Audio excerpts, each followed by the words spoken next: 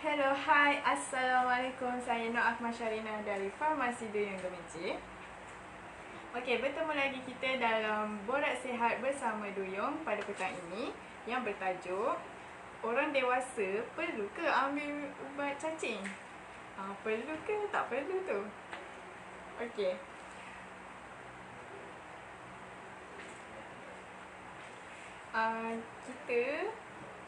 Kita seringkali mengambil berat tentang penyakit kronik saja, iaitu macam contoh kencing manis, strok, sampai kita lupa sebenarnya ada satu cacing yang suka menyelinap masuk dan dia menyebabkan dan dia menyerap semua nutrisi dan mineral dalam tubuh badan kita. Dia menyebabkan dia akan menyebabkan badan kita mempunyai simptom iaitu kurangnya sel darah merah iaitu anemia, sakit perut dan rasa gatal dekat bahagian dubur. Lepas tu di negara-negara yang belum membangun, punca utama jangkitan cacing ni adalah disebabkan tak membasuh tangan dengan sempurna sebelum makan.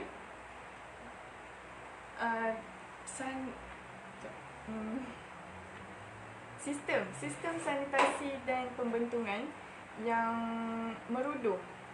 Contohnya di kalangan masyarakat masih mengamalkan pembuangan air besar di atas tanah ataupun di dalam sungai. Telur cacing yang di dalam najis tu akan menjangkiti individu yang terdedah kepada tanah ataupun air ataupun sumber air yang tercemar tadi. So, walaupun Malaysia ni dikategorikan sebagai negara bangun, tapi negara Malaysia tak terlepas dari terkena jangkitan cacing ni lah. So, antara punca utama yang berlakunya jangkitan cacing ni kan, yang tadi tu lah tak membasuh tangan dengan sempurna sebelum makan daging mentah, ataupun tak masak dengan sempurna kan. Lepas tu nak makan sayur atau buah-buahan tu kita tak basuh dengan sempurna, minum atau menggunakan air yang tercemar ataupun yang tak dirawat. Lepas tu berkaki ayam ataupun tak memakai kasut ataupun selipar jika berjalan di atas tanah ataupun di atas permukaan yang kotor. Dan jangkitan dari haiwan peliharaan. Jangkitan cacing ni boleh dijangkiti oleh mana-mana individu, tak kira sama ada kanak-kanak, dewasa maupun haiwan.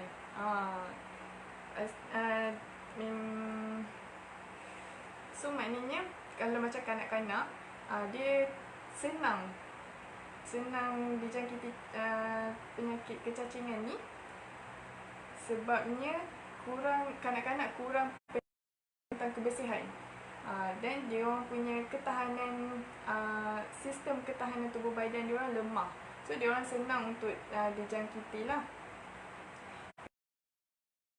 Yang akan ambil ubat cacing, orang dewasa jarang kan kita dengar, tapi orang dewasa pun senang boleh juga dijangkiti, tak terlepas lah dari penyakit kecacingan ni. Dia boleh tersebar melalui sentuhan ataupun suapan makanan lah. Boleh itu kita tengok simptom jika seseorang individu ni terkena penyakit kecacingan. Cacing ni adalah parasit yang boleh hidup dalam tubuh badan manusia bertahun-tahun, bergantung kepada sumber makanan yang ada dalam usus manusia. So dia bergantung dekat sumber makanan lah. So even dia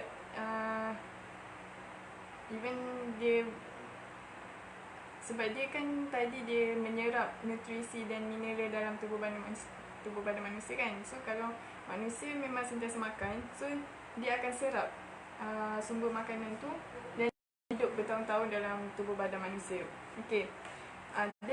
Dengannya akan menyebabkan masalah kesihatan sesuatu individu tu rendah dan kurangnya zat makanan. Sebab cacing tadi dah curi sumber makanan manusia kan. So kita seseorang individu tu akan kekurangan zat makanan lah.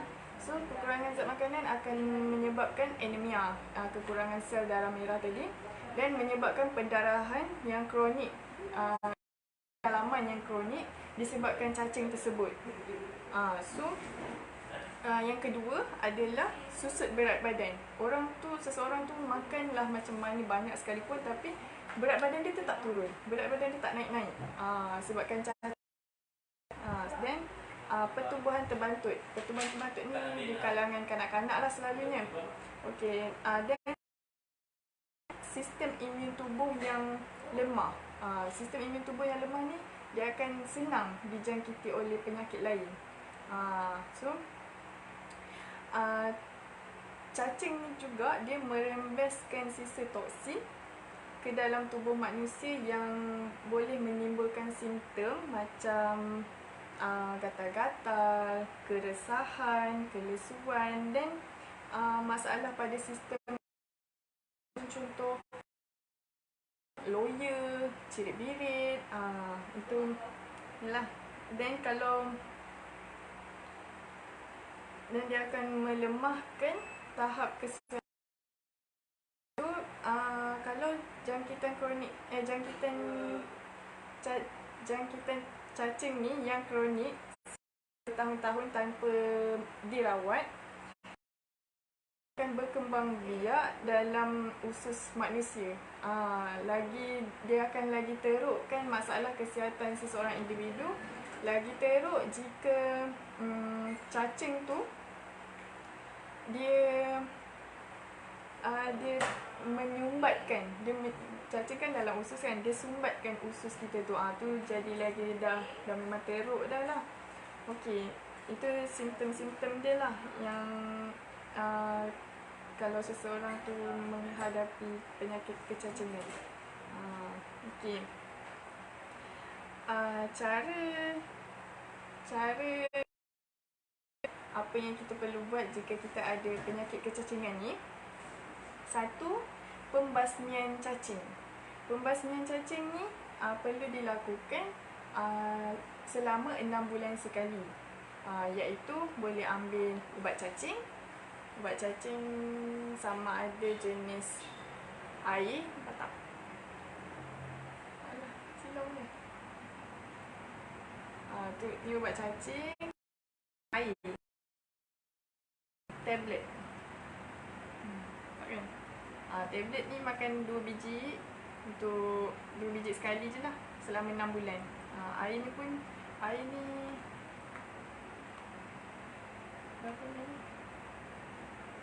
10 mil makan sekali jugalah untuk 6 bulan. Kalau seorang individu tu teruk penyakit dia boleh dapatkan nasihat doktor lah dan selalu buat check up. Ada orang makan ubat cacing ni 3 bulan sekali sebab dia punya penyakit kecacingan dia tu teruk. So kena dapat nasihat doktor lah itu semua. Okey, ubat cacing ni boleh didapati di pun ada jual ubat cacing ni. Cara rawatan dia adalah tingkatkan kebersihan diri dan persekitaran. So kita jaga kebersihan kita, jaga kebersihan diri kita, jaga juga persekitaran. Macam contoh kita basuh tangan sebelum makan. So kita pakai kasut, pakai slipper sebelum keluar rumah ataupun jalan atas tanah ke, jalan tempat yang kotor ke. Then tingkatkan kebersihan semasa penyediaan makanan dan minuman dan pengambilan makanan lah. So macam kita nak makan, kita basuh tangan tadi kan. Makanan yang fully yang dimasak dengan sempurna, bukan makan makanan mentah. sebab dikuatiri makanan yang mentah ni mempunyai cacing lah, dan kalau kita makan cacing tu akan masuk dalam usus kita. Sama juga buah-buahan dengan sayur-sayuran. Sayur-sayuran kan takutlah dijangkiti cacing kan, so kita basuh bersih-bersih dan baru masak ataupun baru makan. Itu penyediaan makanan lah. Okey, kebersihan dalam haiwan peliharaan.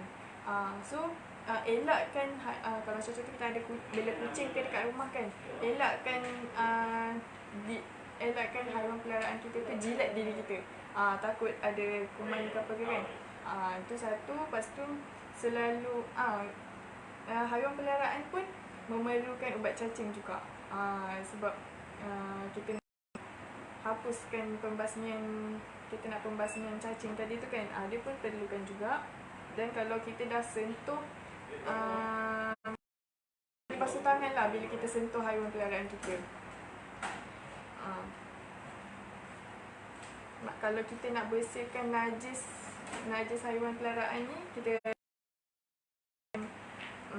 gunakan glove lah, supaya terhindar lah daripada ni kan. So kita tingkatkan kebersihan tu. Okay, ini bagi kalau orang yang dah ada simptom, kita boleh terus dapatkan ubat cacing kan. Tapi kalau orang yang tak ada simptom pun perlu juga dapatkan rawatan, sama ada pergi cek doktor ke ataupun boleh terus makan ubat cacing. Sebabnya simptom awal tak nampak sangat. Kadang-kadang dia dah teruk baru nampak simptom tu, macam simptom susut berat badan, rasa kelesuan, ceret-beret apa semua. So dia tak walaupun tak ada simptom-simptom tu, tapi still kita kena ambil ubat cacing untuk pembasmian cacing tadilah. Rawatan dia 6 bulan sekali. Okey. Yang paling penting sekali jaga kebersihan lah kan. Okey. So kalau orang dewasa kata dia tak perlu pun ambil ubat cacing ni, fikir-fikirkanlah, sebab sebenarnya memang perlu ambil ubat cacing untuk kita lah cacing dalam diri kita, dan kita jaga usus kita, jaga diri kita untuk tingkatkan lagi kesihatan dan sistem imuniti badan kita. So selain kanak-kanak, orang dewasa juga pun perlu mengambil ubat cacing ni. Orang dewasa perlu ke ambil ubat cacing? So jawapan dia perlu.